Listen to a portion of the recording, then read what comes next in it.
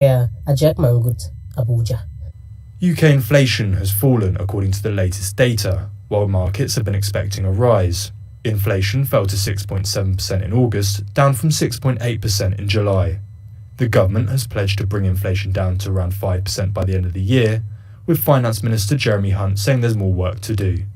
From bureaus worldwide, this is FSN. With FSN Spotlight, I'm Simon Marks. Today, the devastating impacts of America's fentanyl epidemic from a father whose son died after taking the drug.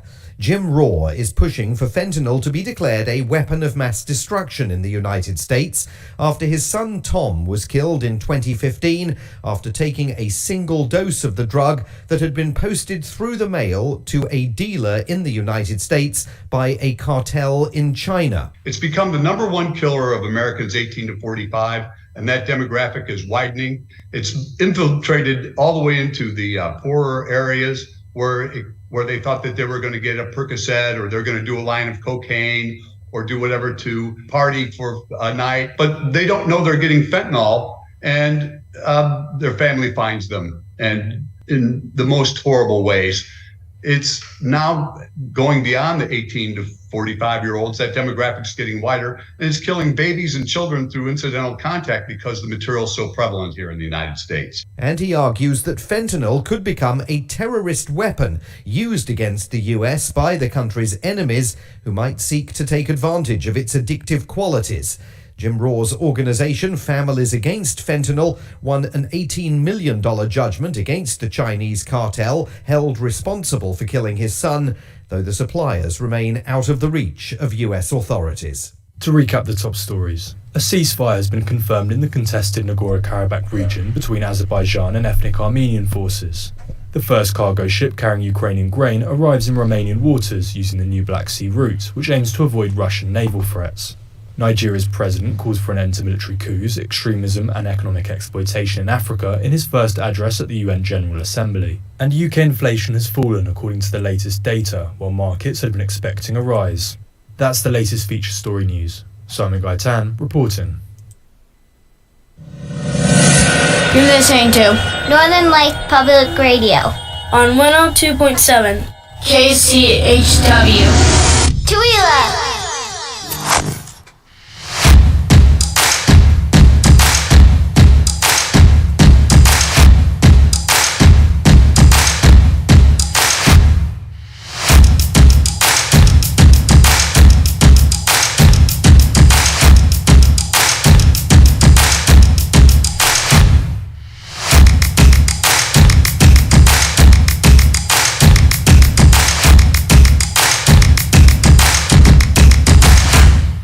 Good morning, it's a KCHW morning show. It's Wednesday with Chuck Ritchie and our newest Wednesday morning co-host, Sharon Ludwig. Woo! How you doing this morning, everyone. Wait, hold up. I got some sound effects going today. Oh, that was really quiet. That was too quiet. That's okay. We did it anyway. How you doing this morning, Sharon? I am doing wonderfully fine. Do you have a good weekend?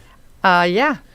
Nice. Did you you were out there in Taste of Tooele last week? I was. That was wonderful. Wasn't it a wonderful crowd and wonderful art and it was great and great food and. I don't think I went anywhere that had anything that wasn't good. Yeah. So yeah. I mean, not that I would say it anywhere over the air if there was, but there wasn't. So I don't have to worry about that. So this is Scottless week this week. Scottless Wednesday. Yesterday we had Scottless Tuesday, and today we're without Scott once again. It's just the two of us on the morning show today. Yeah. Before we get things started, I wanted to remind everyone about the Isaac Tenasket show this Friday. The doors open at 6:30. It's featuring Isaac Tenasket. He is a viral sensation from Wellpinit. He's had some of his videos go viral. He has, about 500,000 followers on his YouTube channel. He's really, really blowing up. It's really good to see a local kid doing great, you know. He's going to be here. He's going to start performing at 7:30. Before then, we are going to have Tristan Saylor opening up for him. Tristan was our 2019 Tooele's Got Talent winner. And he's going to be doing some crooning for us before the show starts. So where can we buy those tickets? Those tickets, good question, Sharon. Good question. Those tickets are available at Valley Drug. Acres Drug, the independent office. You can find them online at kchw.org. There is some yellow letters right underneath our logo that has a link to a forum to purchase those. We also have that link available on the Creative District website. You can go to the calendar, click on the event, and there's a link there, or also, I believe, on the front page of the website, there's also a link. As well as our Facebook page, we've created an event. You can go to there, and if you do create that, if you go to that event, go ahead and share that with your friends. But you might want to hurry because we only have a few tickets left. We're definitely going to sell out. We sold a bunch more overnight last night, and I believe as of last count last night, we have about 10 tickets left. Whoa! And those will go fast. Yeah, those are going to go fast, especially some of the people kind of wait till the last minute here. We waited till the last minute to get the tickets on sale, and they're still selling out fast. Luckily, we have a very small theater that's pretty easy to sell out. Yeah. But that's going to be exciting, and we need to make sure we thank our sponsors. This concert was brought to you by Andy Sandwich and Sports and Valley Drug, who are our gracious sponsors for the show. Nice. Yeah, Good supporters of the community. Yes. And again, as I mentioned before, yesterday, this came from Scott. Scott informed me that Valley Drug has been a sponsor for every show KCHW has thrown. So thank you. Good. Thank you so much. Let's give them a round of applause. They got a louder one than I did. Oh, did they? Good. Yeah, good. That's good. Well, I turned the volume up a little bit, so I don't know if it was loud enough. Pardon me. So let's go ahead, Sharon, and move on to our bits and breaks. We'll do a few funnies here this morning. Okay. While you get there, I'll get things started off. These are themed family photos. You all seen online the funny themes people do for family photos. This one says, my neighbor is into zombies, and he was able to convince his family to do some zombie-themed photos when they had a photo shoot recently. And the question is, did you do a family-themed photo or shoot wearing matching clothes or any kind of things? Have you ever done that? Well, I picked a color one time and told all the kids, you got to wear this color or this color. That's the closest I've ever gotten. I remember my family was really big into that. Every year at Christmas time, we would do the family Christmas photos, and there was always a really dumb shirt or a sweater or something that we would take all of our family photos in. Of course, my parents thought they were cute. They didn't think they were dumb. But what fun photos to have now. Yeah, right? Yeah, we look back at them, as a teenager especially, we groaned and we grumbled and like, oh, Mom, these are so dumb. But yeah, going back to those photos, when we're all sitting around the Christmas tree wearing Hawaiian shirts, it's, it's kind of fun. Yeah. Still kind of dorky, but fun at the same time. Especially the ones, we'd get all dressed up and silly stuff, and then go to like Walmart and do the photos at Walmart for Christmas. It was fun. And do you want to go ahead and take us on the next one to? Sure. Yeah. The title is "Am I Being Unreasonable?" Let's find out. Mm-hmm. My brother, 28-year-old male, started dating his old high school teacher, 34-year-old female. My family is supportive of the relationship, but I'm extremely icked out by it. Am I being unreasonable? They randomly bumped into each other at a bar earlier this year. I find it particularly icky because he said she was a little flirty with him back in high school. Oh. But he's 28. Yeah. That was like 10 years ago. Well, if they started dating when he was 28 and she was 34, at that age she was probably maybe a student teacher or maybe fresh out of college. Yeah. And meet later in life. You're both adults.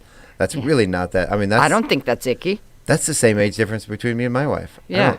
I don't think that's that big of a deal. No. So we have some updates on that. Okay. Okay, I concede and I accept that I'm being unreasonable. I will support my brother's relationship going forward.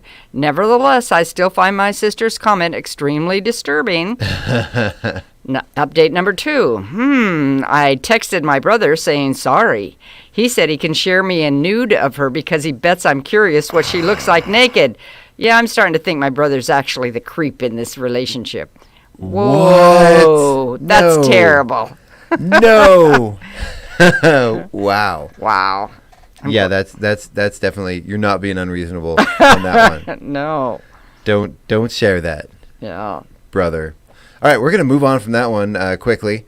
These are sorry to make you read that one, Sharon. Sheesh. So this is a list of the most mispronounced words. Oh, great. Let's see if I can actually pronounce them properly. The first one, I might need to take a drink of water before this one. The first word is phenomenon. Sounds right to me. I don't think that one's that hard. I think that's a pretty common one. How about an anesthesia? I don't know. Anesthetist. Oh, yeah, you're right. I've heard of it. Anesthetist. Although Yeah. after that first one, I have but da da da da. But da da da. Well, that's Phenomena, but for years I thought that song was Phenomenon. Phenomenon. But it wasn't. It's Phenomena. Statistics. Statistics. I guess I never thought about that T in there. Statistics. Yeah. Yeah. Next one is ethnicity. I don't think that one's that hard. No. Some of these aren't that bad. Escape. Oh, I hear people pronounce that one wrong a lot. Like escape. Escape. The same Yeah. with I don't know if it. Oh, it is on the list. So I was gonna say that reminds me of another one commonly mispronounced, but we'll get there Okay. later. Philosopher. Oh, I'm not too good at this. I think my age is showing. Philosophical. Oh, yeah. Okay. Philosophical. Realtor. Oh, look, you just pronounced it wrong. This is one I always pronounce wrong Oh, that's too. because I was reading what it said not. Realtor. Realtor. Realtor or realtor. Realtor? It Okay. doesn't say the right pronunciation of this one. No, doesn't on any of these. I always say realtor. Yeah, I think so. I think that's what most people say, isn't it? Uh-huh. Yeah, let's go ahead and say that one's wrong. Yeah. You're wrong, people. An- Go ahead. Anonymous. Anonymous. Anonymous. Isn't that right? That sounds right to me. Yeah. The next one. Ooh, this one is. So I've spent a lifetime teasing my mom about this one because she cannot say this word right. The word is aluminum. Yeah. My mom says aluminum. Oh, yeah, I think I've heard that before. Aluminum. And Yeah. I've tried. I'll get her to say, "Mom, say alum," and she says alum. And I say in, and she says in. Say aluminum, and then she'll go aluminum.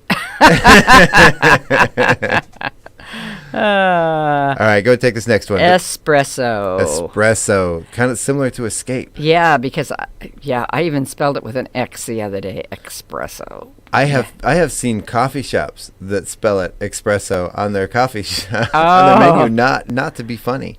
Ah. Yeah. Anyway.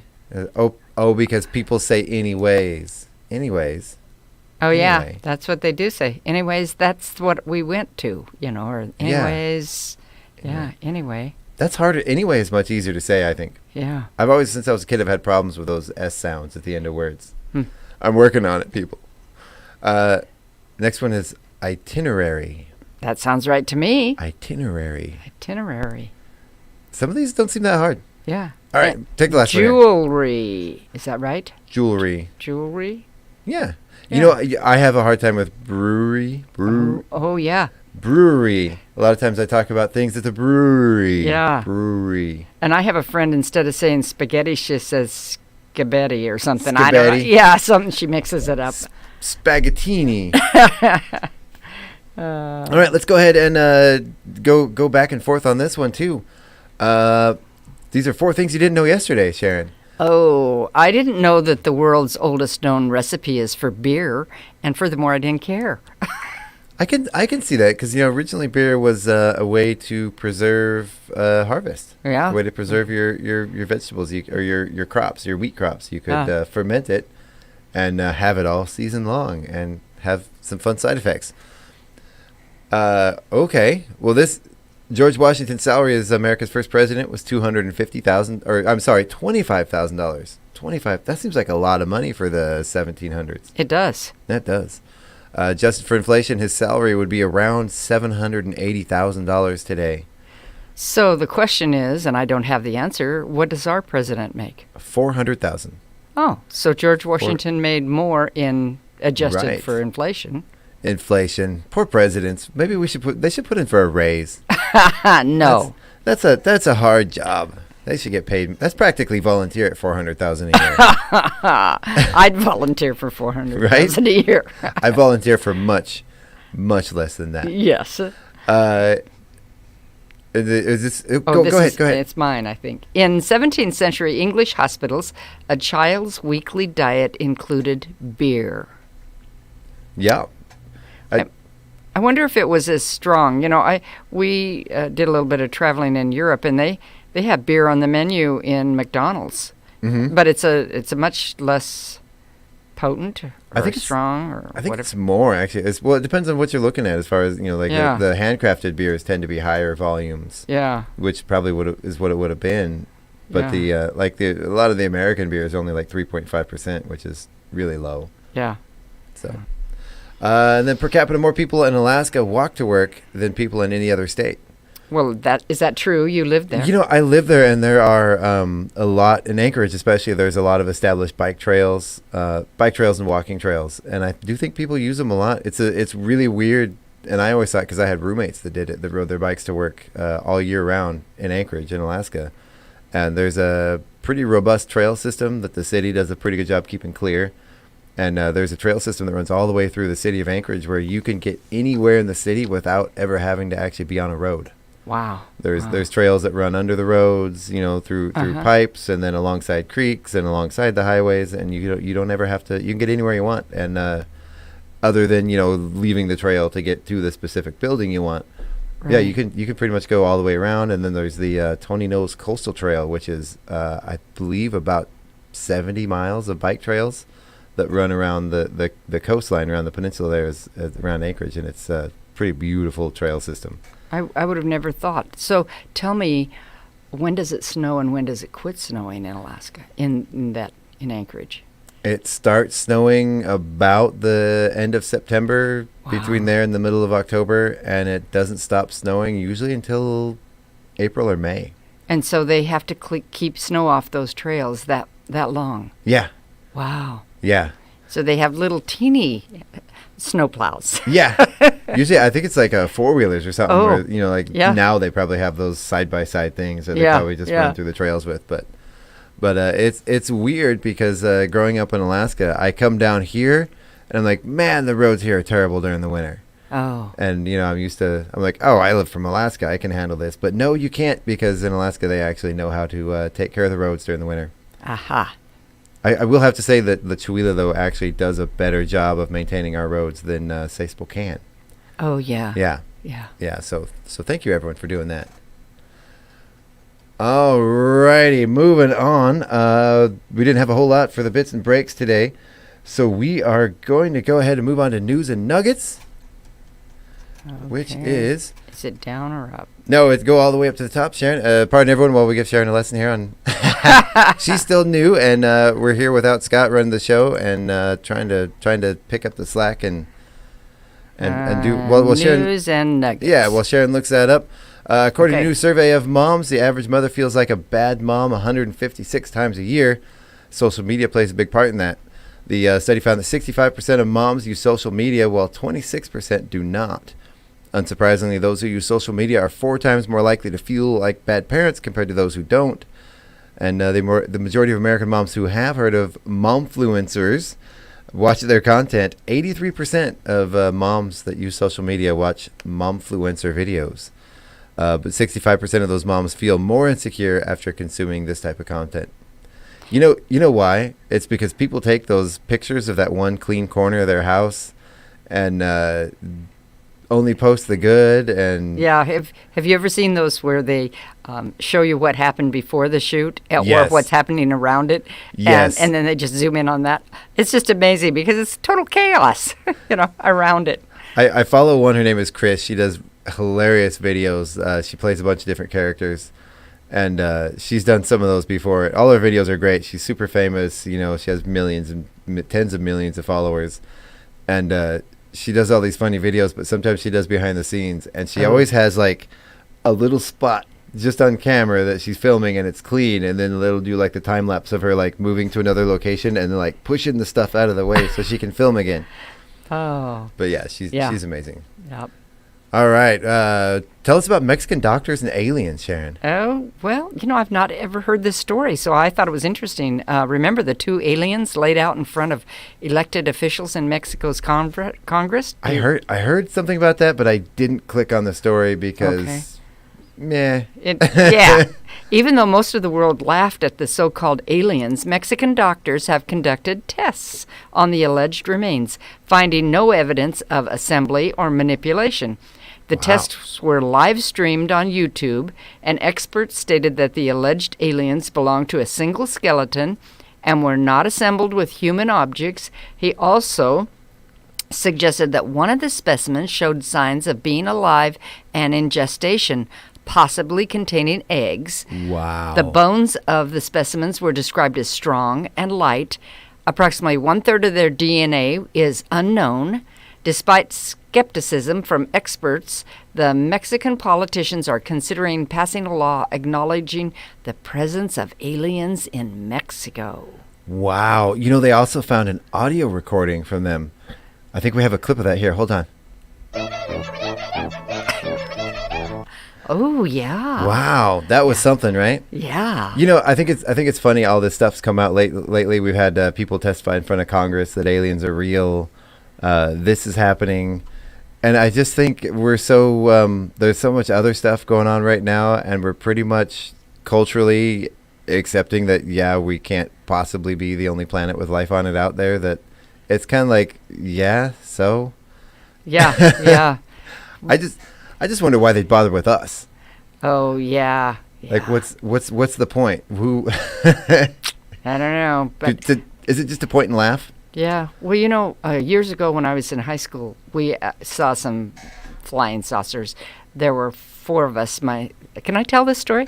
Yeah. No, go for it. Yeah, Okay. please do. My sister and I were out on a date with a couple guys, and we came home and we were in our front yard. It was in the middle of summer, and we were just standing around talking, and over the hills over Wenatchee, because we lived in Quincy, there all of a sudden we saw some kind of like orange-ish lights, and we watched them, probably 15 minutes worth, and then all of there were probably 6 or 8 of them. They all just went shoo, and up into a big orange light that was up above, and then it just went shoo, gone. Wow. And there were people in Ellensburg who reported it. There were people in Quincy who reported it. And the official thing was it was the moon. Well, the moon is never over Wenatchee in that area in Quincy. It's over the west and over the east, and it wasn't a big moon that night. And besides, it doesn't go whoosh, and out of there. Right. And there were 4 of us, and we'd not been drinking. We'd just been out. Right. So it was interesting. Huh. Yeah. Interesting. That's yeah. Yeah. There's Yeah. I think there's too many. I know probably the majority of the sightings can probably be explained away. That recently, just here locally, there were these series of blue lights in the sky. Oh. They were eerie. They're really kind of neat looking, and hundreds of people got pictures of them. They reported everywhere. It turned out to be a set of Starlink satellites that were visible in the night. At least that's the official explanation. But there was even a map produced of where, if you look at the Starlink satellites that are out there, they pretty much encompass the entire planet. And there's this one section that was visible where there's like 5 or 6 all boop, boop, boop in a row that are verified. Yeah. So. Yeah. Well, and that could easily have been this. This was in 1965. Probably. So, it could have been probably anything. Not a whole lot of satellites in orbit in 1965. Yeah. So the next one, there's a pet food quality cutback. Owners are increasingly opting for lower quality pet food as premium dry food dog food saw a 2.9% drop in market share this recent quarter. The rise in pet food prices, which have gone up by 11% compared to last year, is a significant factor. Do you have dogs or cats? Yeah, we have 2 dogs. Okay. And we feed them dry dog food. Although, since Juno's been in the hospital and in care service, I make a dinner and I eat half of it and I give half of it to the dogs, and I never used to feed the dogs. I bet you they're loving this. Oh yeah. Gino's going to come back and the dogs are going to be depressed. No, they'll be happy to see Gino. Yeah. So speaking of Gino, how's he doing? Do you mind talking about that on the air? Oh, no, he's fine. He's in a place called St. Joseph's in Spokane that's near Sacred Heart, and they're doing some pretty intense physical therapy on him, and they're just trying to get him so he can be mobile enough to come home. He did have a surgery 2 weeks ago, yesterday, to remove. He had a rod put in his femur because he'd broken his leg so badly and had to have his femur kind of bolted together. Well, they took the rod out, and now they're going to let him walk, or not walk, but try to stand. So he's stood a couple of times for like 4 minutes, and that's exciting when you've been on your back for 9 months. Right. Yeah. Right. Yeah. I can imagine. Yeah. Well, I think I don't think there's anybody. I think everybody out there listening appreciates the update on Gino. Yeah. Well, and he had all his stories ready to go into this week's paper Monday. Wow. And which he normally does, and his Remember When column and his sports stories.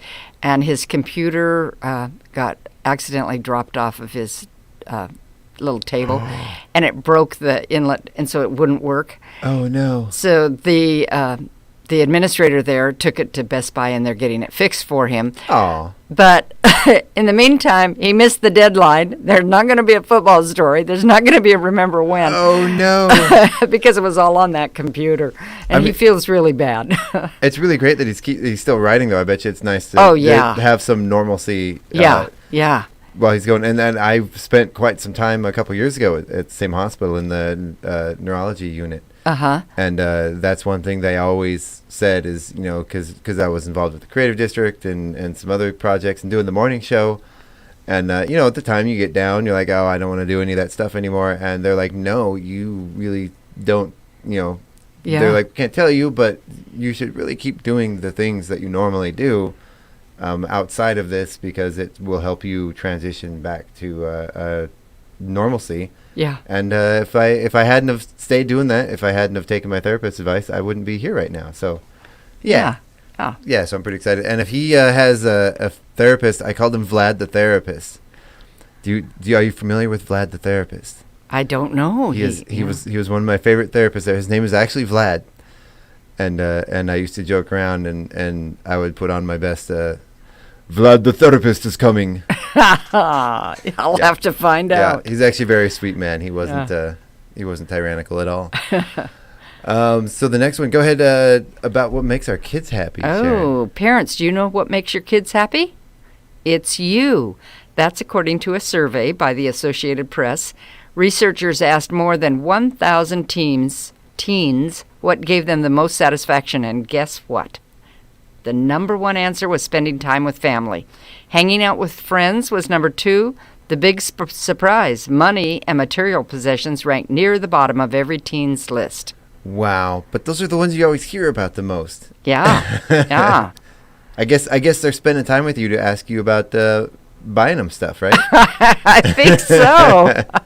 Let's go to the mall, Mom. Right. No, and that's cool, because did you have kids that stayed close to home and like to be around you? Yeah.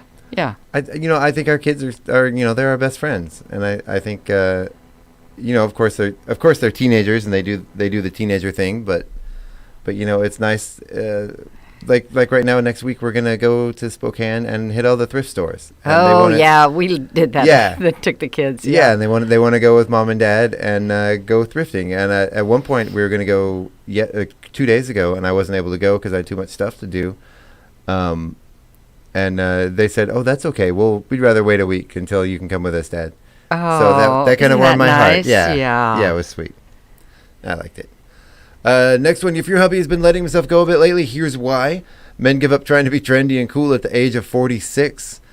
Most say they're not in great shape anymore and have stopped worrying about how they look, and a third of guys could care less about the health implications of what they eat. What's behind this laziness? You might want to blame your marriage, but 2/3 of guys say it's normal to give up worrying about your appearance once you get married. Yeah, maybe. And I would think that applies to some women too. Yeah. I think we went through that, and it just recently, with health stuff and everything, I started caring again about it. Yeah. I think it's over time you kind of fade away from it, and then some things happen and make you snap back into reality. But I still have a year left until I don't get to care again. Oh, see, and I think that you care about other people, and then eventually you get to an age where you really care about yourself. So you're doing things for yourself, Right. and Right. so maybe before 46, they're trying to make an impression on other people. Maybe. I don't know. Maybe once the kids are gone and they don't have to spend time, picking and dropping off their kids at other people's houses. Like, I better put pants on. I gotta go. Yeah. What do we spend nearly $50 a week on, Sharon? According to a survey, Americans are spending roughly $48 a week on who knows what. We're spending about $200 a month on miscellaneous stuff that we just don't keep track of. Oh, I wish it was only $48. I'm terrible. I'm not good with my personal finances. I just, that's cute. Buy now. Oh, that's great. Buy now. Yeah, well, you get to a point, though, that your house is so full of that's cute, you don't want to buy now. That point was years ago. Oh. Years ago. We spend money on food, sometimes clothes, not a lot, Mhm. and that seems and experiences. Yes. Like the concert this weekend. Yeah. Yeah. Yeah. That's a good point. Concert this weekend. You should buy tickets for that.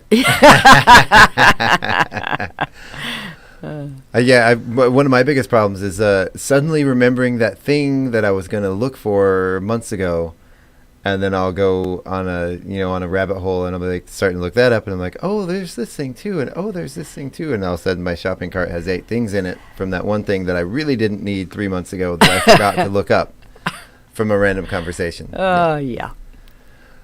So this is pretty obvious. Most Americans are getting tired of politics.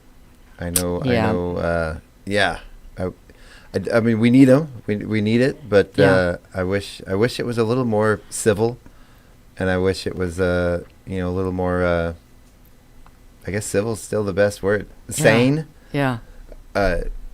Grown up, mature, I guess would be a better word for it. Our politics right now are pretty childish and out there right now. If the idea of talking politics these days feels like a chore, you're not alone. A new study from the Pew Research Center finds that 65% of Americans say they often or always feel exhausted when they're thinking about politics. A smaller majority, 55%, feels downright angry. 55% is the smallest minority that feels angry about politics. Wow. Yeah. Almost 3 in 10 people, 28%, have unfavorable views of both parties, the highest percentage in 30 years of asking that question. And I think that when we talk about politics, we're lumping everything in. I think that we have great politicians, quote unquote, here in Chihuahua. We do. We have a great city council. We have great people on the school board, and really, those are politicians. Yeah, that's true. That's true. I was thinking more on a federal level, but yeah. And then our senator and our representatives in this district that we're in, right? They care about us. Oh yeah, you and we just had a great conversation with Senator Short recently. Yeah, and she really cares about the community and about all of our communities. And she talked about going to the farmers market and how much she enjoyed it. She cared about our community. You know, if there's a big event happening here in Chihuahua, she usually comes here. Yeah, I've met her in person here in Chihuahua, visiting for stuff multiple times. Yeah. And so I hate it. Well, I don't hate it, but I don't like when we say politicians or politics, because it's the ones that we don't know, I guess, that we're judging. Right. Yeah.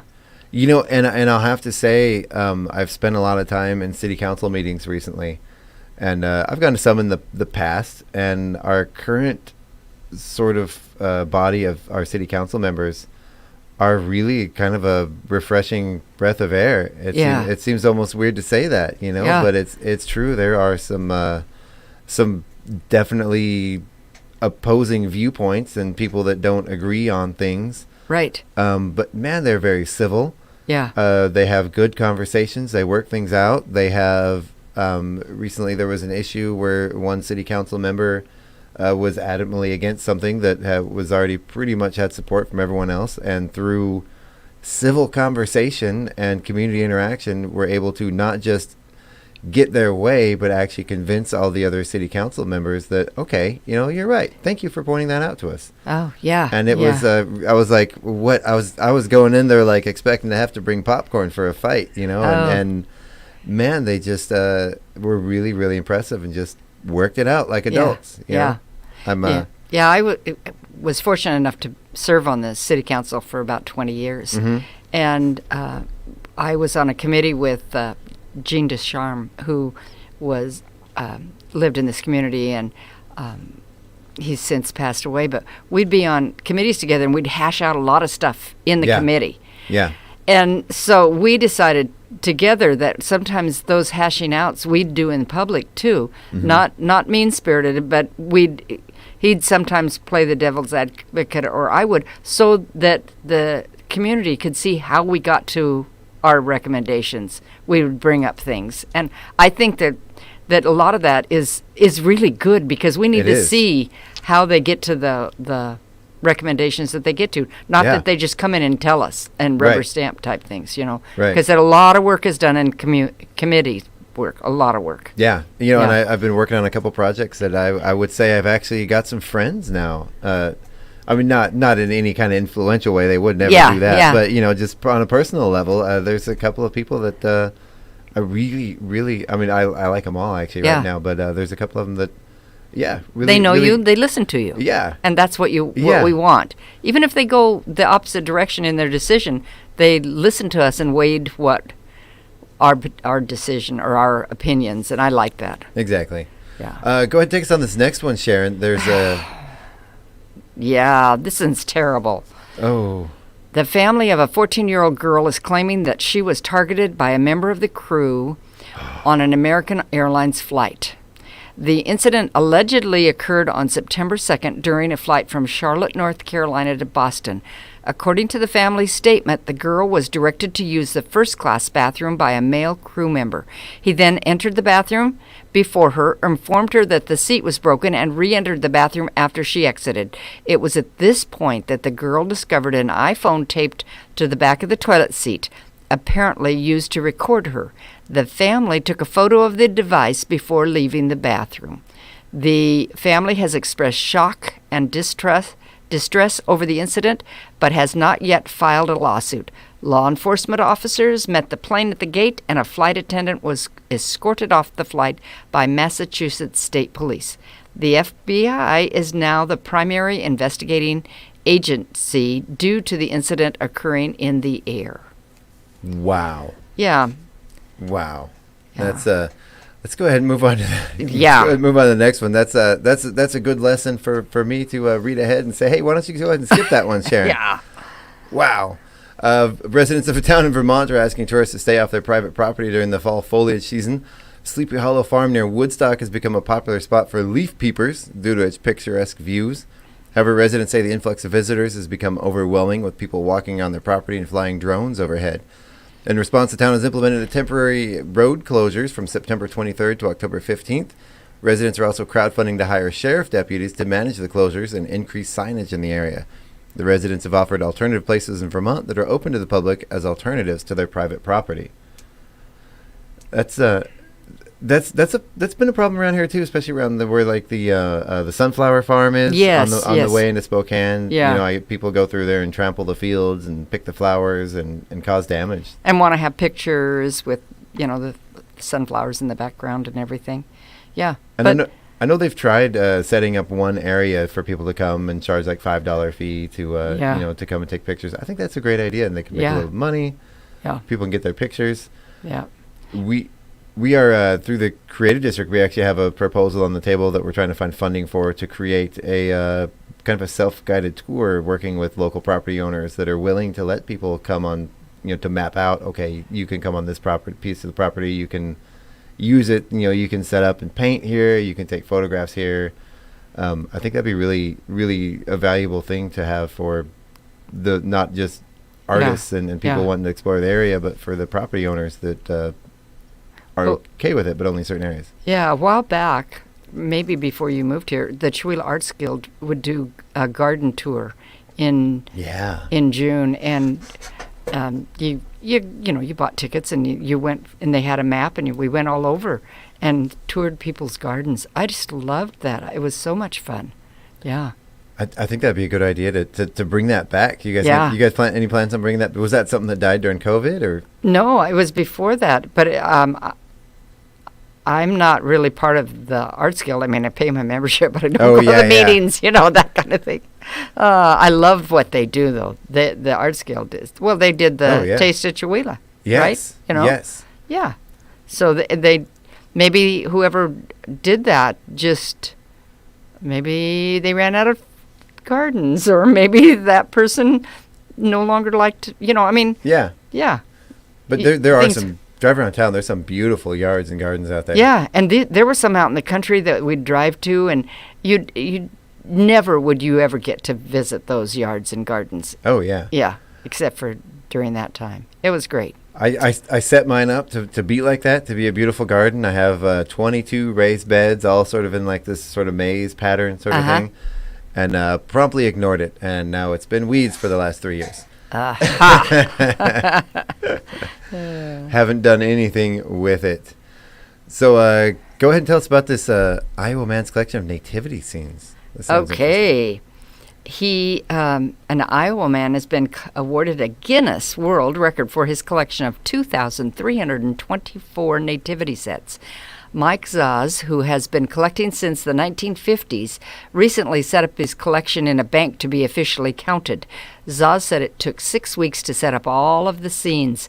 His collection actually includes 2,539 sets, but Guinness only accepted scenes that include specific elements. The accepted criteria include Mary, Joseph, Jesus, 3 wise men, at least 1 shepherd, at least 1 angel, at least 1 animal, a stable, and a star. And so how large is your Christmas collection? So my Christmas scene that we did a few years back with a bunch of purple lights and a giant light up white unicorn probably didn't qualify as a nativity Probably scene. not. It didn't have those requirements. Yeah, we have an outdoor one that Gino painted that is really, really cute, but we have probably about 30. And I set them all up around my house at Christmas time. Well, you have about 2,509 to go then. I do. Yeah. But as we've traveled, we were in Guatemala one year, and I picked up one from there and a couple of them. And I was in Germany, and we've got one from there. So we've got some from travels, too. Pick it up, Sharon. Yeah, I need to travel more. That's what I need to do. Get it.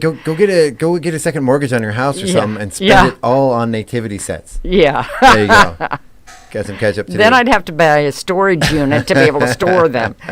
Just leave them up year round. Oh yeah. And then you don't have to buy it. Then you don't have to store it. A 63-year-old hiker in the Grand Canyon was rescued after suffering a shoulder injury thanks to an emergency call sent by an Apple device. But in a plot right out of the movie, when the search and rescue crews reached the hiker, the device was no longer with him. He revealed that he was on a week-long hike with 4 friends when he fell and got injured. The Apple device emitted a call for help around 6 p.m., but his friends left him and took the device with them.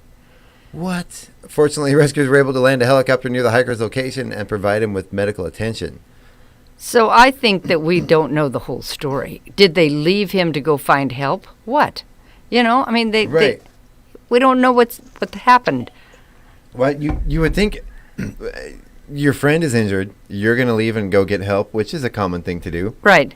I think it's probably a proper thing to do. But I would think that one of the first things on your mind is, okay, make sure you have your cell phone with you. Yeah. And I think you would want to leave at least one person to yell at him and say, hey, how are you doing? Keep up the good work, or whatever. Are you still alive?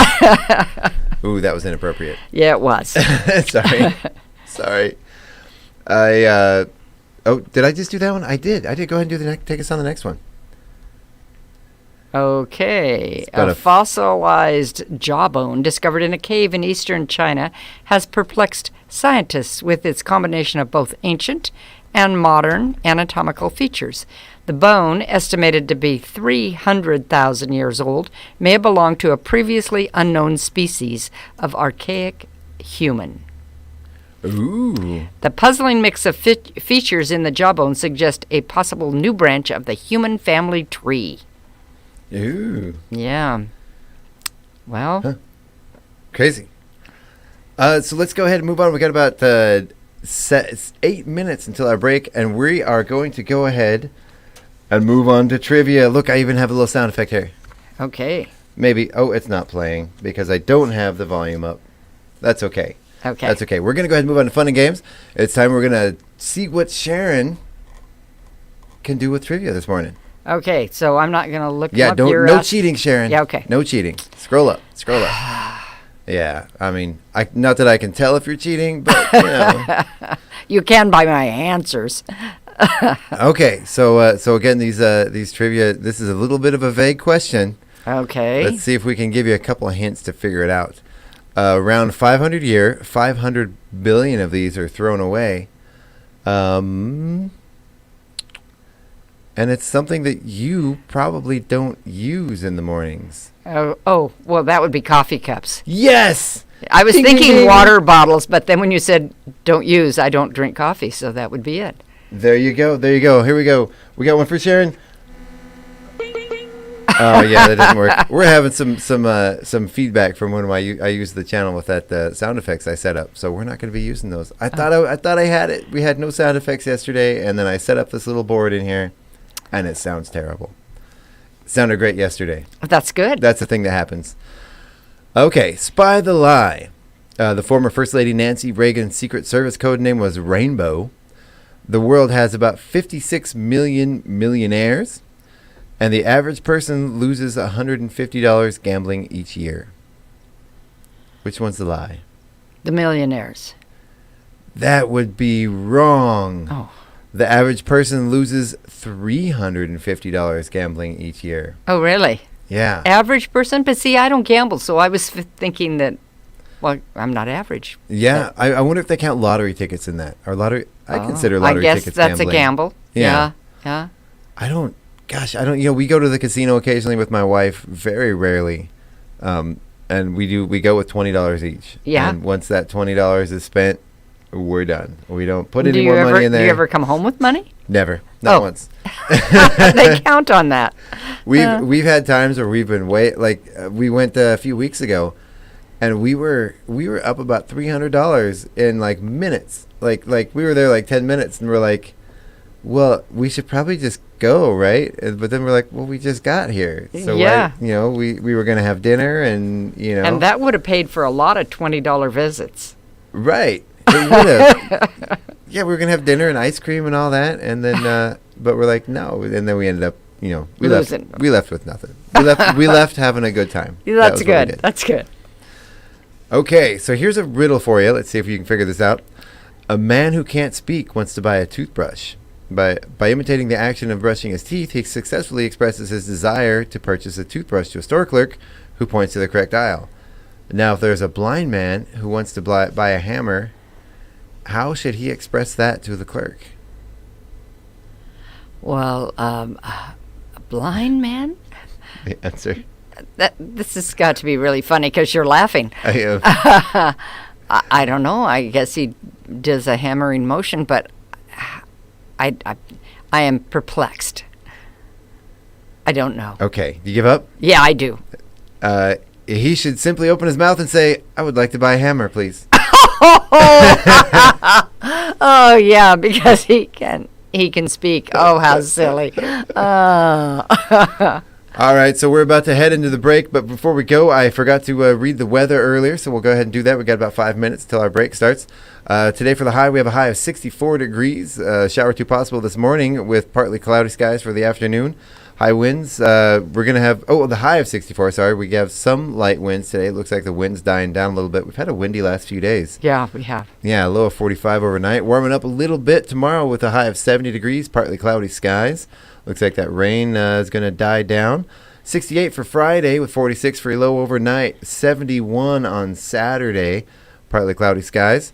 Sunday's going to cool down a little bit again. Looks like the beginning of a trend where we're going to start to see some cooler standard weather for fall. 65 for the high with mostly cloudy skies. 47 for that low. We're going to have some rain, looks like, on Sunday. Monday, that rain's going to stick around with that high getting down into 68, or raising up a little bit, 68 degrees with 38% chance of showers. The rain continuing Tuesday with a high of 64. Temperatures staying around the same on Wednesday with some rain again, likely. Looks like Thursday rain, Friday rain, Saturday rain, Sunday and Monday all with rain. So we have a lot of, it's going to be a wet one. Yeah. Might be time to break out the raincoats, but we could sure use the break from the fire season. Which, Yeah. It was pretty smoky here a couple of days ago. Yeah. And the alarm went off yesterday afternoon, but I don't know what happened. Apparently, from what I heard, that was a false alarm. Oh. So that's probably lately the best case scenario. Yeah. I think everyone's still a little jumpy right now. Oh, when yeah. The alarm goes off. Yeah, I was picking up my granddaughter, and we were looking at the skies, looking for smoke. Right. And we didn't see any, so we were relieved. I think it's going to take us a while as a community to kind of get over all this. Yes. Yeah. So yeah, once again, before we go on to our break, I just want to take another reminder to remind everyone those tickets for the Isaac Tenasket Show, the first in the sold-out concert series, are getting close to selling out. Those tickets are available at Valley Drug, Acres Drug, and the Independent Office, as well as online on KCHW.org. The Chewelah Creative District website, and through our own Facebook page. We have an event invite. You can go onto. You can either scroll down through our Facebook page and find it, which you'll also find lots of wonderful videos of our morning show, and yeah, a little shameless plug there. And you can also go to the event section of the Facebook page, and right there will be an event. You can buy. There's a link to buy tickets right there on that event. And share that to all your friends. Get your tickets now because they are almost gone. Yeah. And we are we haven't even hit the last minute ticket buyers yet, and there's only a few left for them. So if you wait till the last minute, my apologies, you're not going to be able to come to the show because we have very limited seating. Yep. And that's once we sell the tickets, that's that. We have as of this morning about 10 tickets left to sell. So, and this community does sell out. We sold out of Taste of Chewelah. We sold out at the chamber auction. Mm-hmm. We do sell out. So yeah. Well, and this is a great one too because it not only supports the radio station. These concerts are actually we're splitting the money with the artists. So in the past traditionally artists have come on the radio station and played for the benefit of playing on the radio, but we're going to go ahead and pay the artists for these. So these tickets get nice. Split between us and the artists that are playing. Yeah, which is really nice, a way to support our local artists, and we've had some surprise responses from some artists that are like, "Wow, oh yeah, you mean I can actually get paid a little bit of money? It's not a lot, but it's a little bit of money for playing right here in Chewelah." Yeah. So that's not what it's about, but there is that on the side. Anyway, we're about to head into the break. Thank you for listening to the KCHW Morning Show. We will be back in just a short minute. Say goodbye for the break, Sharon. Okay, goodbye. We'll be right back after this break. All right.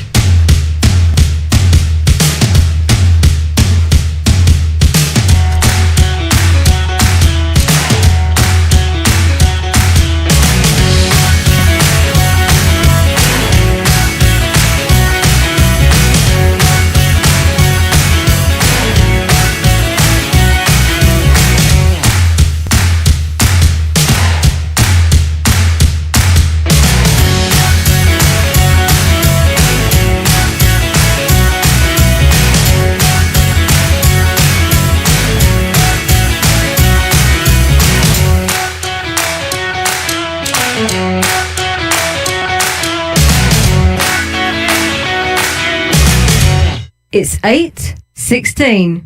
Your KCHW Morning Show is made possible by donations from Chewelah Flooring. Chewelah Flooring at 214 East Clay in the 3rd Street Mall offers a wide variety of products including carpet, ceramic and porcelain tile, vinyl and laminate planks, and vinyl sheet flooring. Chewelah Flooring carries products for both commercial businesses and residential homes, including brands like National Flooring, Dell Tile, Mannington, and Mohawk. They also offer blind repair. For more information, you can visit online at ChewelahFlooring.com, call 509-935-8021, or via email at ChewelahFlooring@gmail.com. Chewelah Motel and RV Park. Chewelah Motel and RV Park, located at 301 South Park Street in Chewelah, offers 14 single or double rooms, each with a refrigerator and microwave, in-room coffee station, Wi-Fi, cable, and 58-inch screen television. 2 Airbnb options are available, both with full kitchens, coffee, and a 65-inch smart TV. They also feature 26 full hookup RV spots with 30-amp service. For reservations, they can be reached at 509-935-4763 or ChewelahMotelAndRVPark.com. Chewelah Motel and RV Park, 301 South Park Street in Chewelah. Your KCHW morning show, made possible by a donation from God-Fearing Brothers Auto Center. God-Fearing Brothers specializes in auto services, including repair, maintenance, and detailing. They also stock a full selection of tires, make glass repairs, offer towing, and have an auto sales lot on the corner of Highway 395 and Main Street at the light. For more information, you can visit the Auto Service Center at 806 East Main in Chewelah. Find them online at godfearingbrothers.com or by phone at 509-935-6414. KCHW-FM thanks God-Fearing Brothers for supporting public radio in Stevens County. This is KCHW, Chewelah, 102.7 FM. You're listening to 102.7 KCHW, Chewelah. The Public News Service Daily Newscast, September the 20th, 2023. I'm Mike Clifford. Voting advocacy groups in New England are calling on Governor Ned Lamont to ensure the state's election infrastructure is ready for the 2024 presidential election. The groups, including the ACLU and League of Women Voters, say too many voting tabulation machines are defective and cause delays at polling stations. John Erlinghauser with AARP Connecticut says they're just outdated and unreliable. They don't manufacture them anymore. They break down frequently. People are having to get replacement parts for the voting machines on things like eBay. Hauser says the legislature approved a bill allowing the state to borrow more than $25 million to replace the vote tabulators, but Lamont and other members of the State Bond Commission must first hold a formal vote to spend the money. Voting rights groups say Connecticut has made some recent strides in improving access to the ballot, including the recent approval of early voting and the restoration of voting rights to people on parole. I'm Catherine Carley reporting. Election officials say the newer high-speed machines allow poll workers to quickly process large stacks of ballots or handle absentee ballots.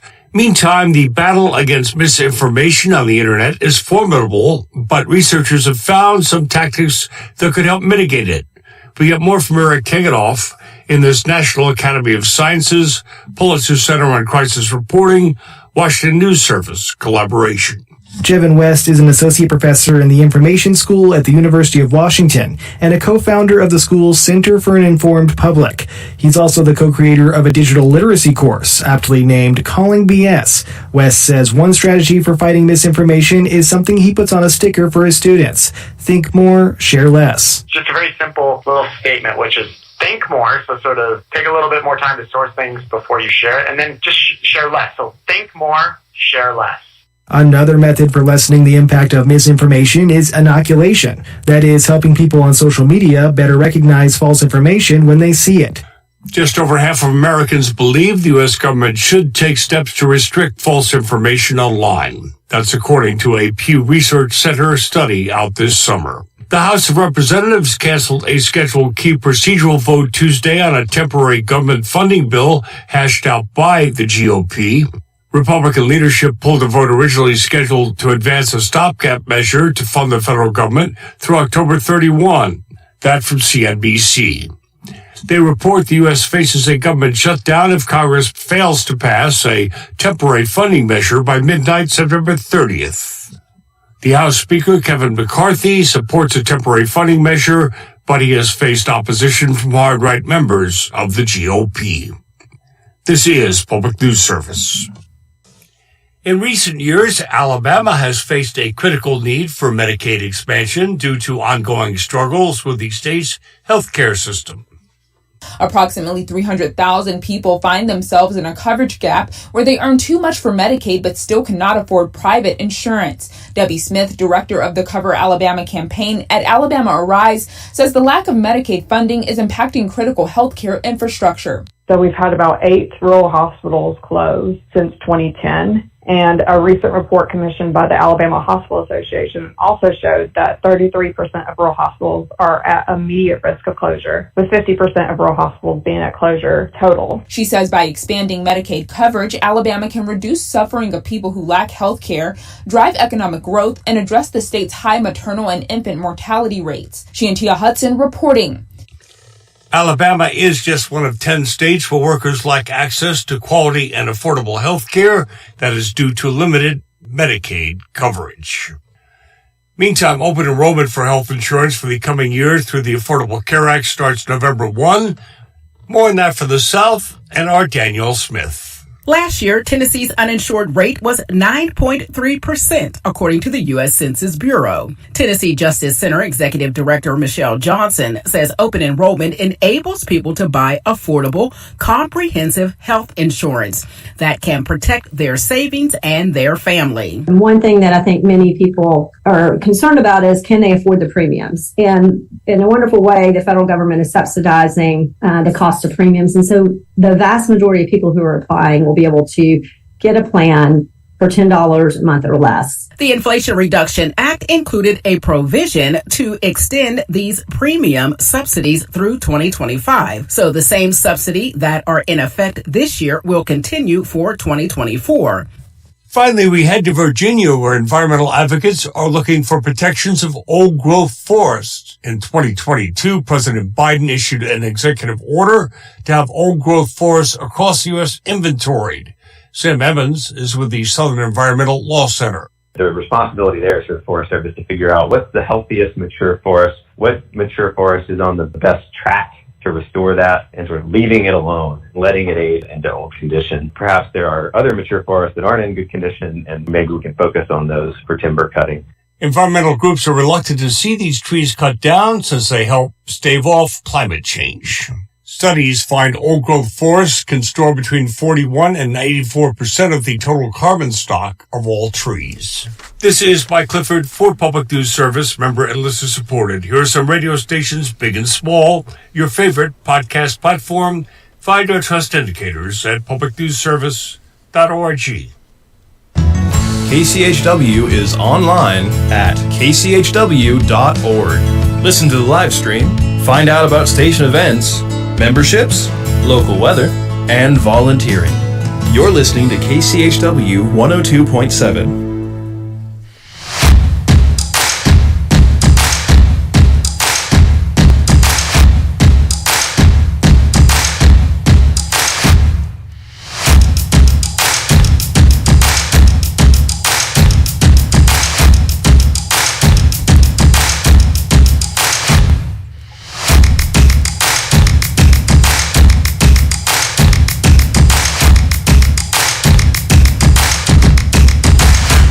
Good morning. Welcome back to the KCHW Morning Show for part 2 of Ludwig Wednesday. I think that's going to be the new name for the show. We're going to call it Ludwig Wednesday. I love it. Welcome back, Sharon. Thank you.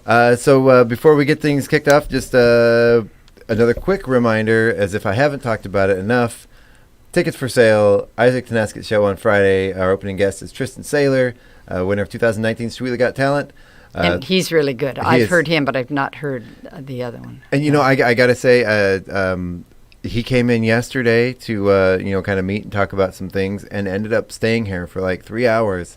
Oh, my. Helping with stuff in the radio station. And what a just a really good guy. Yeah. Yeah. Just a great guy overall. Nice. So I'm going to he's going to be joining us on the morning show on Friday. Oh, good. Yeah, good. To talk about the show and what he's been up to and what he's got planned and tell some jokes. And also, I forgot to mention yesterday, I have a replacement or a fill-in co-host on Friday.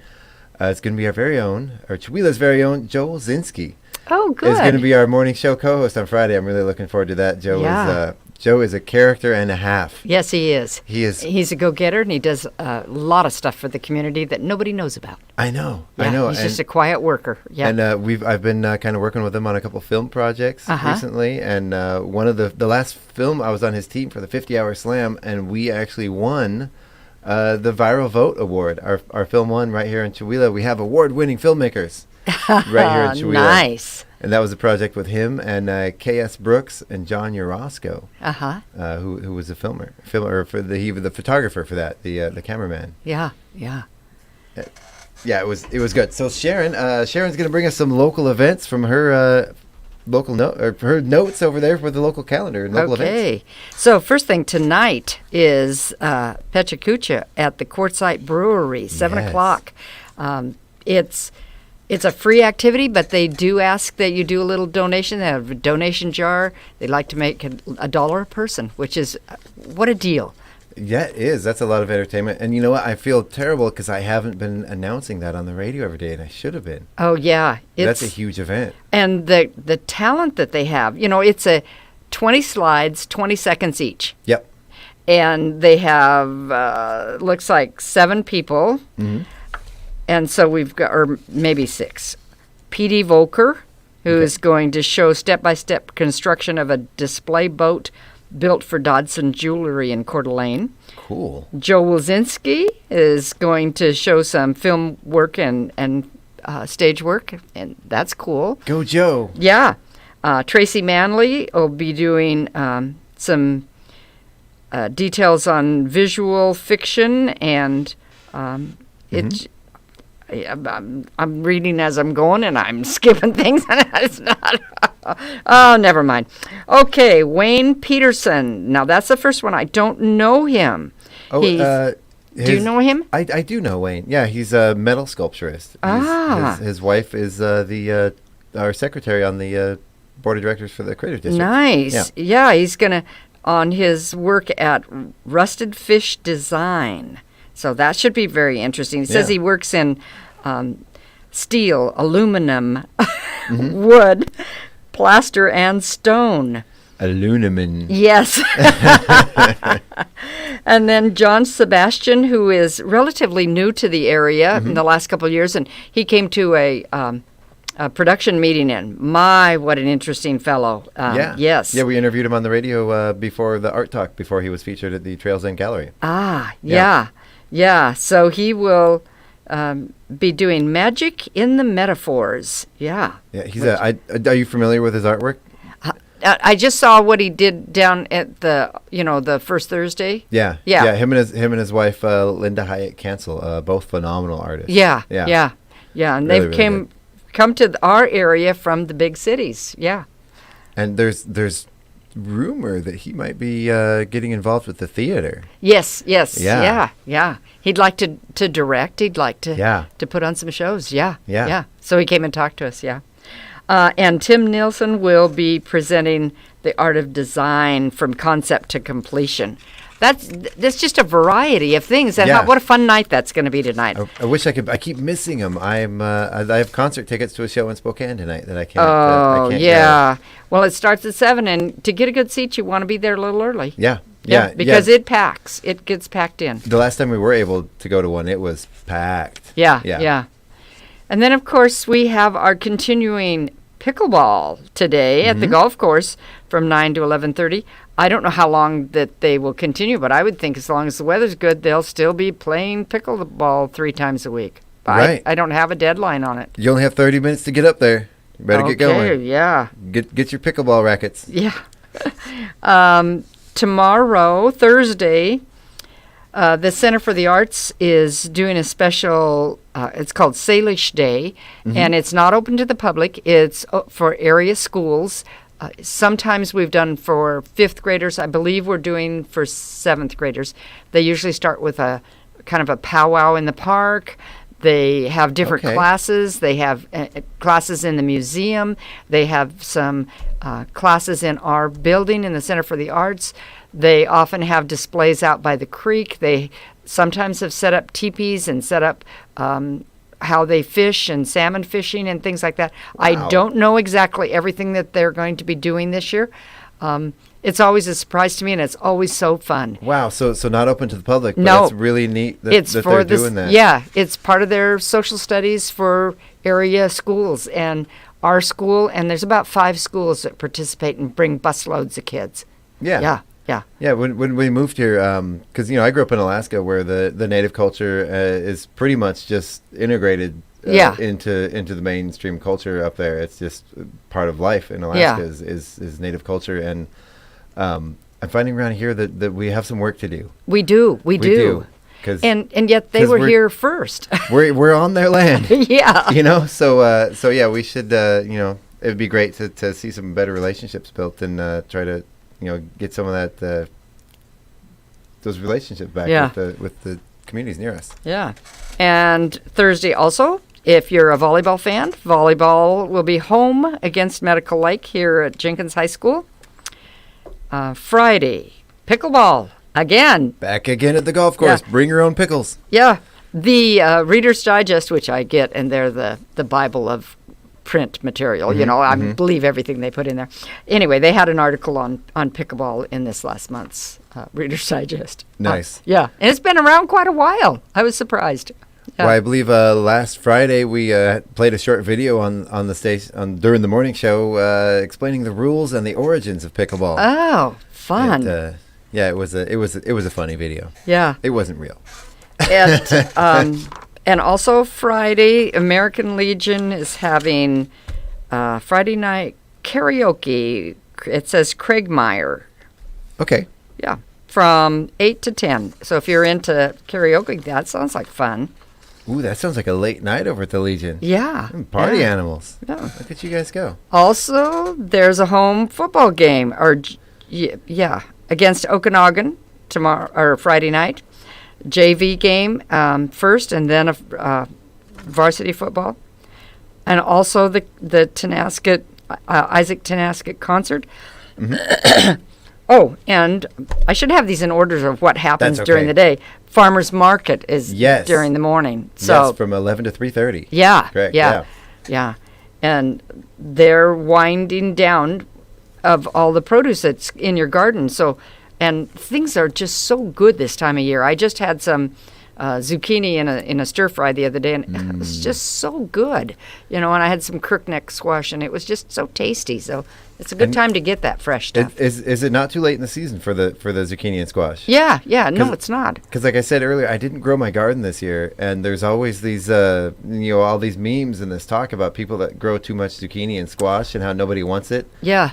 I haven't gotten any from anybody this year, and I've mentioned multiple times on the radio. Just drop it by the front of the radio station door, and I'll eat it. And normally we have plants that just go crazy, and this year it's just been very sparse. Has it? Yeah. So, and I have a friend who said the same thing is happening with her. So I don't know if it was in the air or what, but the zucchini. Yeah. Something with the weather. I have plum trees in the backyard that no plums this year. Oh. Haven't gotten any plums off of them. I've got some apple trees that went nuts this year. Oh, yeah. Absolutely insane. Yeah. And I have a peach tree in the front yard. This year, one peach. Oh, no. On the entire tree. And there's nothing better than a homegrown peach. Oh, they I are know. so good. And I missed it. I didn't know it was there. And the day before yesterday, I was walking outside. I still have my handicap ramp up, my wheelchair ramp, and I looked down beside the ramp, and there was one lone rotten peach laying on the ground under my peach tree. The only peach on the tree, and I missed it. I didn't see it. Oh, dear. So then we'll go into Saturday. Yeah. So your family can divide and conquer on Friday. In this community, you can go to many things. Mm-hmm. There's no excuse for not having entertainment. No, we got lots of stuff going on. Yeah. On Saturday, there's something called Fun in the Sun in the park. Yeah, that's a... sorry, go ahead. Food, shopping, and more. That's what I have on this it's flyer. It's a vendor fair. Uh-huh. And I've talked with Shannon before, and what it is kind of the answer to the Friday Market, which the Friday Market focuses on local items, handmade items. And the Fun in the Sun Fair is more for people who are retailers, people who sell fun little gadgety things, or not gadgety things necessarily, but people that resale and people that do different various products. And they welcome all kinds of vendors and people that sell all kinds of stuff. And it's from 10 to 4 on Saturday. Yeah. So, and the weather should be just fine. Yeah, I think. Although you're talking about rainish. Oh, I know. It looks like on Saturday, going to have partly cloudy skies, 71 degrees for that high. Perfect and it's gonna day be for shopping out. 7% chance of rain, but it should be nice. Which means 93% chance it won't rain. Right, exactly. Yeah. I love this time of the year is my favorite time of the year weather-wise. I mean, the drizzly days are okay, but I don't even mind those, but I just love this, mid 60, early low 70s. I love it. Yeah. And then also on Saturday, the Lions Club has their Romp and Roar golf tournament. And I don't have any information on that. I just know it's crazy. They had a picture on Facebook of somebody shooting, what do you call it when you hit with your golf club? Anyway, sitting on a toilet seat to hit the golf ball. And crazy dress is optional, and And who puts that on again? The Lions Club. The Lions Club. That's right. Yeah. And Saturday is also cross country at Kettle Falls. Oh, very cool. Yeah, Jenkins High School. And Monday, yoga starts at the Aaron Huff Memorial Building, if you're into that. And she's having 2 classes, morning and afternoon. Pickleball at the golf course. Yay, pickleball. Yep. And the Center for the Arts is starting a class called Sit and Knit. And they're going to be Mondays at 6 to 8 and Wednesdays from 2 to 4. And you can come. They're asking for a small donation, a couple of dollars to pay for the coffee and treats. If you want private lessons, that's a little bit more. But from beginners to advanced, the sit, talk for a couple hours, and either the evening class or the afternoon class for those knitters or people who want to be knitters. Oh, that actually sounds like fun. Yeah. Tuesday, story time at the library. What do you have about that? You told me. Oh, yeah, the story time at the public library, that goes from 10:30 to 11:30. It's about an hour and a half. It's sit around and read stories to, I guess it doesn't have to be kids. If you want to go and have a story read to you, head on by the library. Oh, yeah. That would have been fun when I still had kids. I still have kids. They're just in their 40s, You can still, and 30s. You read a story to me a few weeks ago. Oh, that's true. I did. And I thoroughly enjoyed it. Yeah. It was fantastic. Yeah. Also on Tuesday, volleyball at home against Davenport. So, and they're doing very well, the volleyball team. They're doing very well. So you want to come and watch them. And the cross country is having a meet also Tuesday at Republic. And I understand they're doing quite well, too. Nice. So, yeah. Nice. Yeah. And next Wednesday, pickleball. And something that I want to really push, next Wednesday in downtown Chewelah is a potluck dinner at 5:30, and it's a thank you dinner honoring SETIs and firefighters. It's a firefighters recognition. Oh. Yeah, the paper products and the meat will be furnished, but everybody else is asked to bring a potluck dish. Starts at 5:30. They'll have tables. They'll shut down the street. The chamber is organizing it, along with the mayor. Very cool. And where and when is this again? This is Wednesday, September 27th, a week from today, in front of SETI's downtown. Very, very cool. This is the first I've heard about that. Yeah. Wow. Yeah. Okay, I love that. Yeah. That is fantastic. Well, let me ask you a couple questions, Sharon. Sure. So the Stage Time Theater Group just started about a week ago. Started their new classes. How's the enrollment for that? How's that going? Okay, we had 53 kids in 2 classes, 35 in the little kids through 5th grade class, and the rest were in the older class. We have, I think, 4 more that had just had conflicts that day that will be coming today. And auditions are today. The casting will be taken care of tomorrow, and it'll be posted on Friday. Fantastic. I love the youth involvement in theater here. Yeah. It's just overwhelming overwhelming in a good way. Yeah. On how many kids show up for these theatrical productions. Yeah. It really, especially for the arts, in Chewelah, really gives us a really hopeful view of our future here. You know? And the tuition is reasonable, $65 for 3 months.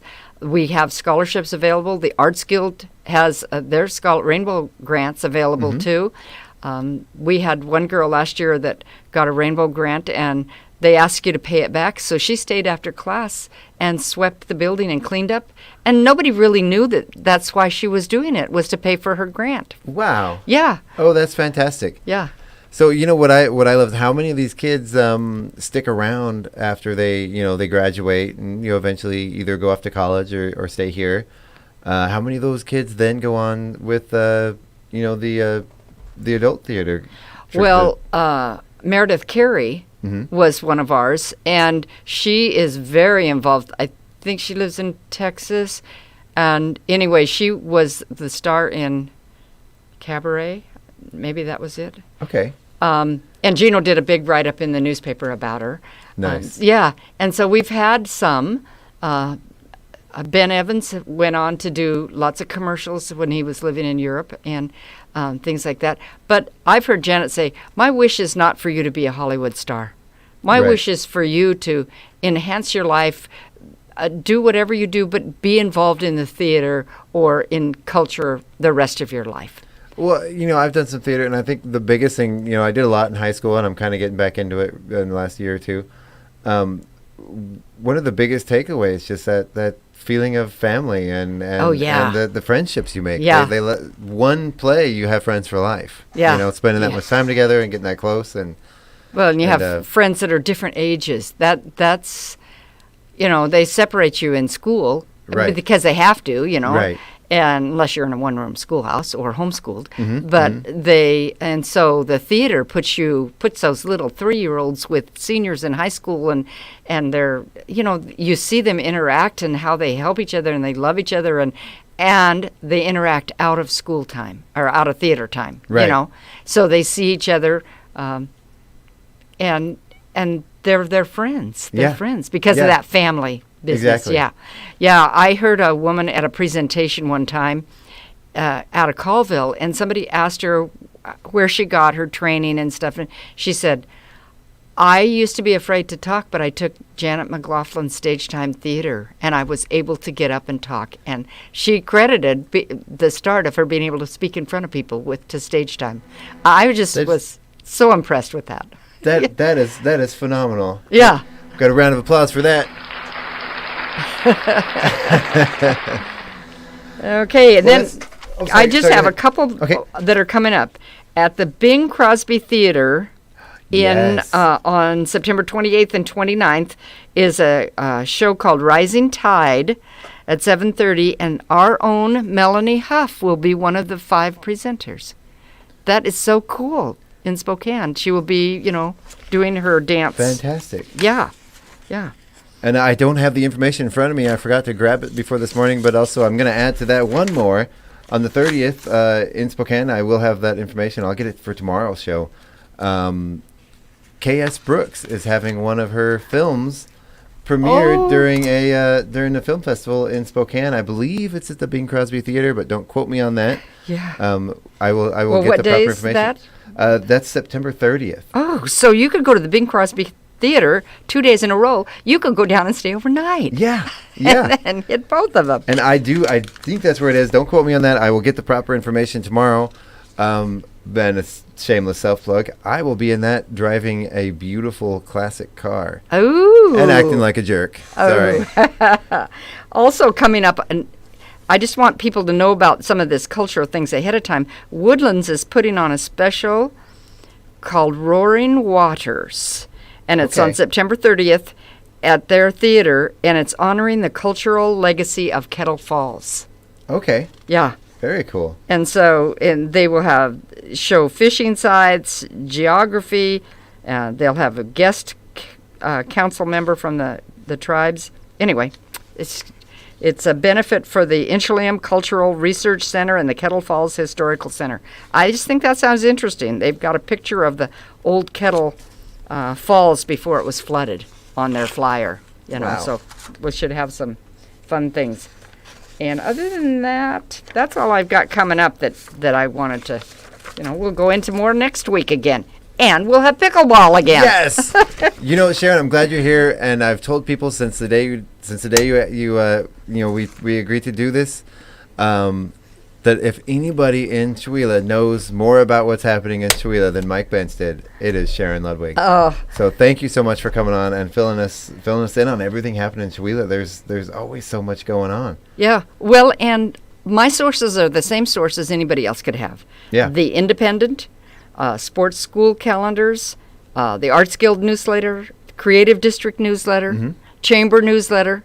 And so, if you just are aware out there, you can find out. When somebody says, I didn't know that was happening, it's like, what? Don't you have Facebook? Don't you read the newspaper? Don't you listen to the radio?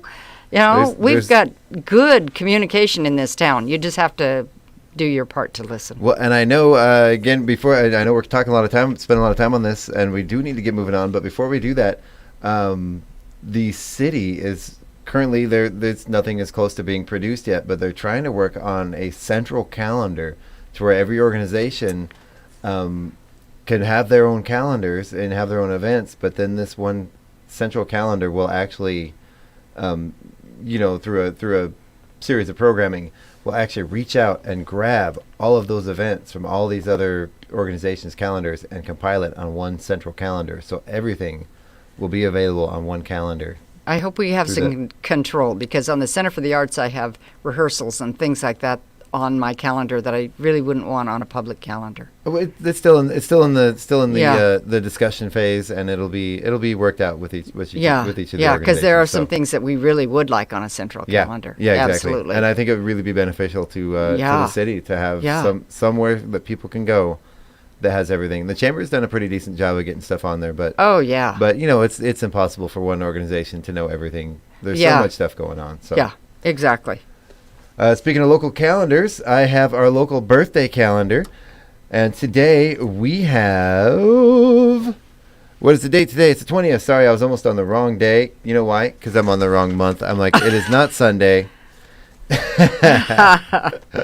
So today we have Daniel Bradley, Grace Fuller, and Abby Fantasia with birthdays today. Happy birthday, everybody. I don't have my applause button up, but if you see him around, there you go.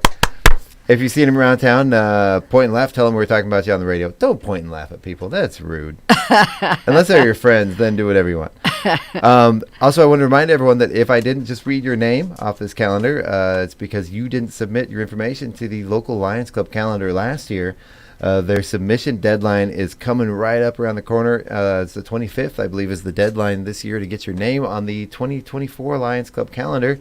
You can contact your local Lions Club, local Chewelah Valley Lions Club, rather, for more information about how to get your name and your anniversary put on for next year. And you don't have to be a Chewelah citizen. Like, we have all of our children. They live all over the world. We have our grandchildren on there. We had our children's anniversaries and everything put on there. So when I hear, like a week or two ago, I heard you say, Chris Ludwig, he lives in Portland. Nice, nice. But it was like, hey, my grandson's birthday. Yes. Yay. And I'd already sent him a birthday card, so I was okay. Well, we didn't have ours on there, but it was my birthday last month. It was mine and my dad's birthday have the same day, and I did a little special thing for him just to wish him happy birthday, even though he was not on the calendar. That's what you get for running the radio station. Yes, there are perks. All right, so let's go ahead and move on to those celebrity birthdays. Do you want to take us through those, Sharon? Sure. Sophia Loren is 89. And still beautiful? Yes. Okay, the author George R.R. Martin, who wrote A Game of Thrones, is 75. Not quite as beautiful. Gary Cole from Office Space is 67. Kristen Johnson from The Righteous Gemstones, Third Rock from the Sun is 57. TV host Michelle Visage is 55. Moon Bloodgood from Falling Skies is 48. Joe Bernthal from The Walking Dead and Ford versus Ferrari is 47. Aldous Hodge from Straight Outta Compton and Hidden Figures is 37. And the singer Phillips from American Idol is 33. All right, we've got a bunch on it that happened today. In 1891, the first gasoline-powered car debuted in Springfield, Massachusetts. 1903 was the first Western movie with Kit Carson that opened throughout the U.S. It was only 21 minutes long. I believe I remember reading stories about that. I did some trivia with some filmmakers a couple months ago, and I had some trivia about that particular show. Nice. In that trivia. In 1969, John Lennon left the Beatles. Then in 1973, Billie Jean King beat Bobby Riggs in the Battle of the Sexes tennis match at the Houston Astrodome in Houston, Texas. Cal Ripken Jr. of the Baltimore Orioles took a day off after playing a record 2,632 consecutive games. Wow. That was in 1998. 1998. Yeah. Yeah. He played forever. Yeah. Then in 2010, Leonard Skinner, not as opposed to what's oh my god, I can't even remember the band name. Leonard Skinner. Yeah, different guy, everybody. Gym teacher who was the namesake for the Leonard Skinner band died in Jacksonville, Florida. See, if I would have read to the end of the sentence, that wouldn't have been near as awkward. In 2013, Grand Theft Auto became the fastest video game to reach $1 billion in sales. I'm not a fan of that game. You probably never played it. You never. 2019, students from 185 countries staged the world's largest ever protest on climate change, culminating in a Manhattan rally led by Greta Thunberg. Then in 2021, a first edition of Mary Shelley's 1818 novel Frankenstein sold for $1.17 million, setting a new world record for a printed work by a woman. Ooh, I have one. I have a copy of Mary Shelley's Frankenstein bound in leather. Wow. On my bookcase. I doubt it's worth anything because I think it was printed in the 60s. Yeah. But still, it's beautiful and it smells great. Huh. Don't you just love the smell of a good book? Yeah. Isn't that weird? And I love turning pages. Yeah. Yeah. It's just so much more satisfying than reading it online. Sorry for those people who have Kindles and read online. It is, and it's the satisfaction of turning that page and feeling it in your hand, and it's a warmth that you don't get from the screen light blaring at your face. Yeah, exactly. In 2022, Meta CEO Mark Zuckerberg's net worth was reported to have plummeted by $70 billion. So, for the year, bumping him down to the 20th richest person in the world. Oh, that poor guy. Poor Mark Zuckerberg. Goodness sakes. Go ahead and tell us about our special events for the day. Ooh, Fried Rice Day. Ooh. Care for Kids Day. Gibberish Day. Gibberish. Gibberish, yeah. Okay. LGBTQ Veterans Day. Okay. Punch Day. Is that the drink or the action? I don't know. I'm going to go with the drink. Yeah, I think so too. I'm going to go with the less violent one. Yeah. Yeah. School Backpack Awareness Day. Pepperoni Pizza Day, and String Cheese Day. Yay! Yay! You know, one of my favorite bands, String Cheese Incident. Fantastic band. School Backpack Day. Do we have to be aware of the backpacks, or is that a day where you help get kids backpacks? Well, that's a good question because there's a lot of communities and a lot of nonprofits, and even the radios and the TVs do backpacks, stuff them for kids. Yeah. Yeah. Yeah. And they have that special program where they fill them with food, special backpacks for kids, and they give them to them on Fridays. I don't know that they do that here, but I've read about that in Spokane for kids for their, what do you call it when you're hungry? Anyway. When you're hungry. Yeah. Do they bring in the backpack again on Monday and then it gets don't filled know. back up? I don't know. I just read that. Or do they get a new backpack every week? I don't know. That seems a little wasteful. Yeah, it does. Yeah. Our number of the day is 3. That is the number of snacks half or more Americans eat in a day. Well, I'm right there. Well, that sounds about right. Before we go, we got just a few minutes before we get out of here for the day. Let's go ahead and end the show with News Attack. That's where the first part is a true story. The second part is a really bad joke. Aha. And then we'll get out of here and get on our business for the day. Okay, archaeologists found a 500-year-old board game carved in the ruins of a Polish castle. It's a Monopoly game that the players finally quit after 18 years. When I was a kid, we had a running Monopoly game, the kids in the neighborhood, and we'd go home at night and come back and play again. One summer. Ours is Risk. I think we've had games of Risk where that board stays set up for months. Oh, and yeah. I don't know if we've ever actually finished a game of Risk. It just takes forever. Did you also hear that it turns out 500 years ago they also had a game that ruined family gatherings? Oh, yes. A study shows that the brains of hoarders are different. It's most likely filled with junk. I'm not a hoarder. My brain is filled with junk. I don't know. Sometimes they say it's a gene. They say it's genetic. And my family, everybody, all the adults in my family are all hoarders. Oh. I guess I'm an adult now, too, aren't I? Yeah. Luckily, I have a wife that has fought that urge in me and cracked it down. So, good for her. So thank you for that. Research shows that dolphins cooperate with each other to solve problems. And I can't even get my family to agree on pizza topping. Well, they also show that they can't even... go ahead, Chuck. It says, they can't agree, like trying to crack our Wi-Fi passwords. Oh, go ahead and take the next one, Sharon. Oh, no wonder they've never been elected to Congress. Oh, those poor dolphins. Wow. But they could do fine on the Tooele City Council. Oh, yeah. Yeah, there you go. Pet owner in the UK was surprised to find that the family cat had brought home a bag of illegal drugs. Wow, because on some days, the catnip simply isn't enough, Sharon. Yeah, and they also, when they brought home those drugs, it'll be the plot of the new show, Law and Order Special Hairball Unit. According to this study, avoiding lying can improve your health. But that's not true. Scientists found a way to make an out-of-shape heart improve without exercise. I had confidence that scientists would figure something out. I knew that the key was for me to simply wait and lie patiently on the couch. That's just good advice in general. Just lay it out on the couch. Eventually it'll happen. Yep. A survey found the majority of Americans favor a nationwide ban on texting while driving. That's a good idea. It's just too dangerous to try to drive, text message, and give the finger at the same time. Oh, that's disgusting.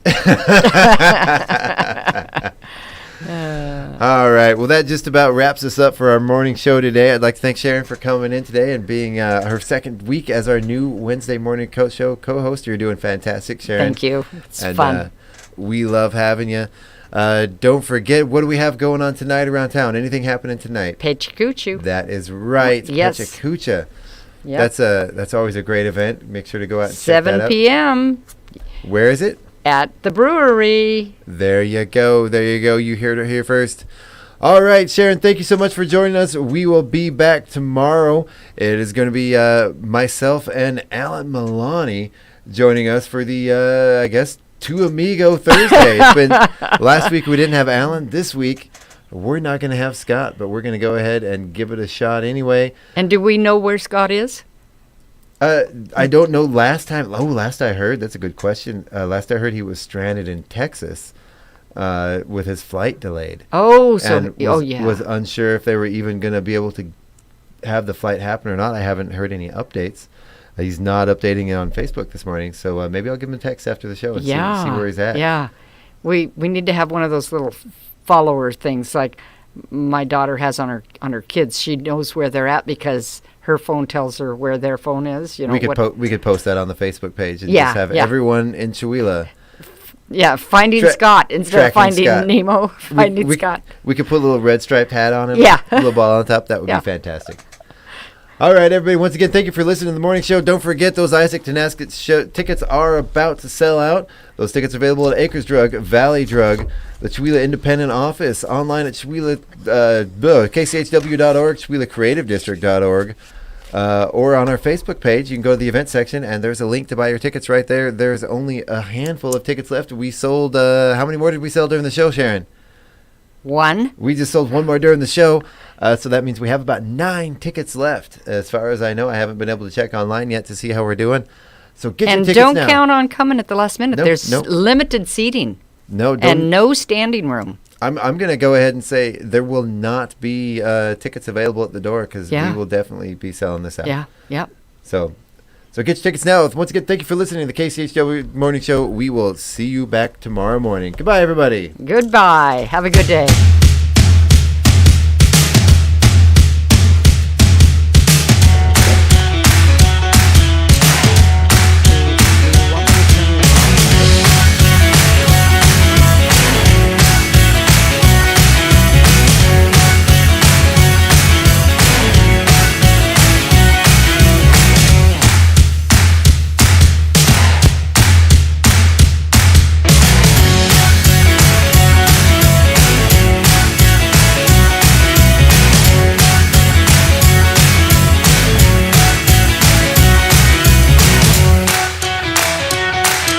Bye.